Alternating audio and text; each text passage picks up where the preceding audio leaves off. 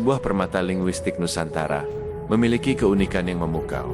Satu nama, namun beribu wajah, dari logat ngapak yang khas di ujung barat, hingga intonasi medok yang tegas di timur Surabaya. Namun, pernahkah kita merenungkan, mengapa terjadi disparitas linguistik yang sedemikian rupa dalam satu rumpun bahasa? Apakah keberagaman ini masih dalam satu payung identitas? Dan yang paling krusial, di antara sekian banyak varian, manakah yang sesungguhnya merupakan penjaga otentisitas akar bahasa Jawa yang paling awal? Pertanyaan ini bukan sekadar tentang preferensi logat, melainkan sebuah penelusuran mendalam terhadap sejarah, budaya, dan identitas. Dalam video ini, kita akan mencoba mengurai benang merah antara bahasa Jawa Ngapak dan Jawa Wetan, sebuah komparasi yang melampaui batas-batas linguistik semata.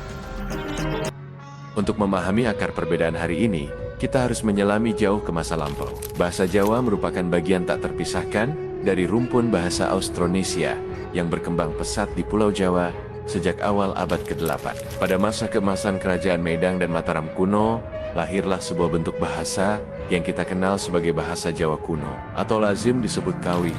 Bukti otentik akan eksistensi Kawi terekam jelas dalam naskah-naskah kuno, seperti Prasasti Sukabumi yang berangkat tahun 804 Masehi dan Prasasti Balitung dari 907 Masehi. Naskah-naskah ini menjadi jendela kita ke masa lalu, menunjukkan sebuah bahasa yang kaya akan bentuk kata kerja dan nomina. Menariknya, bahasa Jawa kuno tidak mengenal stratifikasi bahasa seperti krama dan ngoko yang kita kenal sekarang.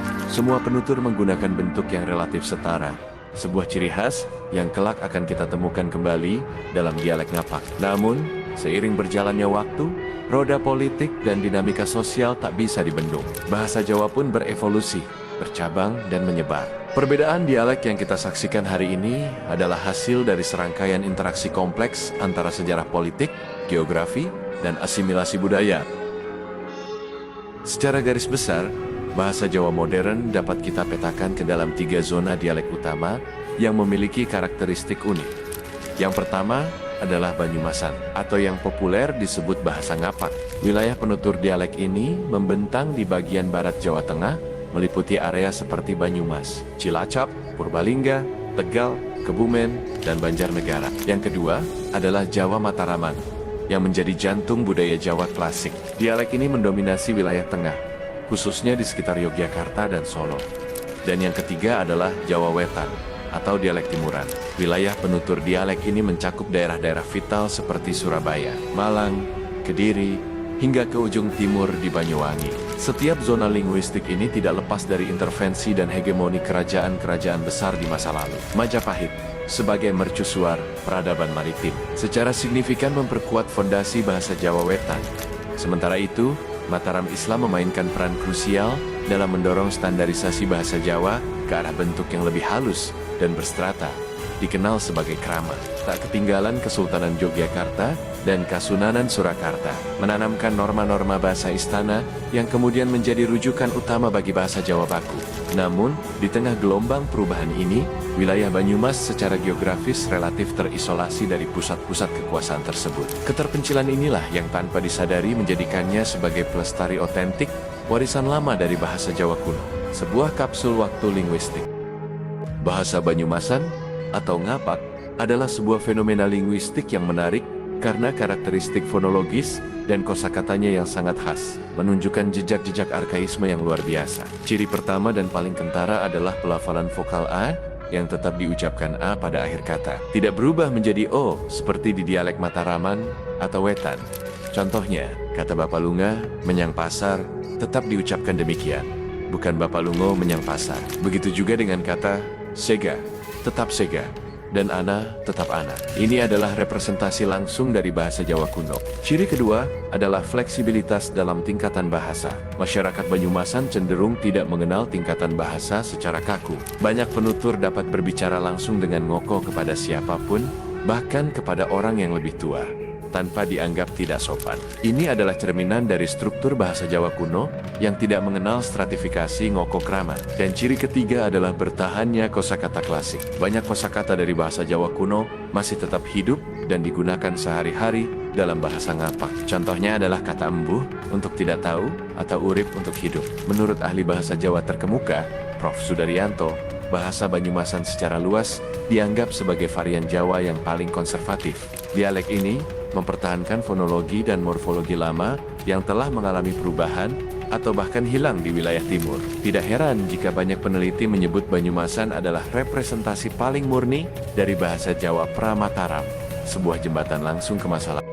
Sementara itu, bahasa Jawa Wetan menawarkan karakteristik yang berbeda, menunjukkan evolusi dan adaptasi terhadap dinamika zaman. Ciri pertama adalah pelafalan vokal A yang cenderung berubah menjadi O pada akhir kata. Contoh paling jelas adalah Bapak Lunga menjadi Bapak Lungo. Perubahan fonologis ini menjadi penanda utama pembeda. Ciri kedua adalah logatnya yang cenderung keras dan tegas, terutama yang dominan di Surabaya dan sebagian besar wilayah Jawa Timur.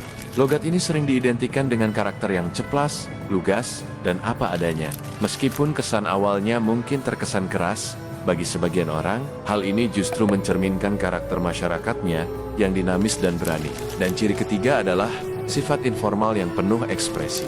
Frasa seperti cah iki pieto, yo orato, menjadi ciri khas yang menunjukkan karakter lugas dan spontanitas dalam berbahasa. Meskipun terlihat blak-blakan, masyarakat Jawa Timur sangat menghargai konteks sosial. Dalam situasi resmi atau formal, penggunaan krama tetap diberlakukan, meskipun dengan kadar kelonggaran yang lebih dibandingkan dengan standar Mataraman. Perubahan-perubahan ini diyakini muncul akibat percampuran budaya lokal yang kuat, pengaruh kolonial, serta derasnya arus modernisasi yang menjadikan wilayah timur sebagai pusat perdagangan dan industri. Mari kita sajikan satu kalimat sederhana dan amati bagaimana ia bertransformasi dalam ketiga varian dialek ini. Kalimat "saya mau pergi ke pasar" akan terdengar berbeda. Dalam bahasa Banyumasan ngapak, kalimat itu menjadi "inyong arap lungo menyang pasar". Sementara dalam bahasa Mataraman, ia bertransformasi menjadi "kulo bade tindak datang pasar". Dan dalam bahasa Jawa Wetan, kalimatnya adalah "aku arap lungo nang pasar". Perhatikan perbedaannya. Bahasa Jawa Banyumasan dengan setia mempertahankan kata menyang yang jelas berasal dari bahasa Jawa kuno, menunjukkan kemurnian arkaisnya. Bahasa Mataraman, di sisi lain, mengaplikasikan krama yang sangat formal dengan penggunaan kulo bade tindak dateng, mencerminkan norma istana dan kehalusan. Sementara bahasa Jawa Wetan, dengan aku arap lungo neng pasar, terdengar lebih santai dan dinamis, mencerminkan karakter masyarakatnya yang lugas. Bahasa bukan sekadar alat komunikasi.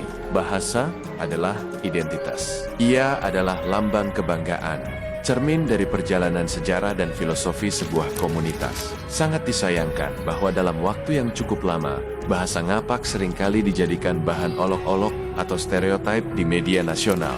Padahal, justru dialek inilah yang secara heroik menjaga bentuk lama bahasa Jawa, melestarikannya dari gurusan zaman dan pengaruh luar. Kini, kita patut berbahagia, karena generasi muda mulai menunjukkan kebanggaan luar biasa dalam menggunakan dialek lokal mereka. Konten kreator dari Banyumas dan Surabaya mulai tampil percaya diri, membuktikan bahwa ngapak ora desa dan Jawa Wetan ora kasar. Setiap dialek memiliki nilai, sejarah, dan filosofinya sendiri yang tak ternilai harganya. Salah satu penyebab utama dominasi dialek Mataraman sebagai bahasa Jawa standar adalah proses standarisasi yang dilakukan oleh lembaga-lembaga resmi, Balai Bahasa dan Lembaga Basalan Sastra Jawa, dalam upaya menjaga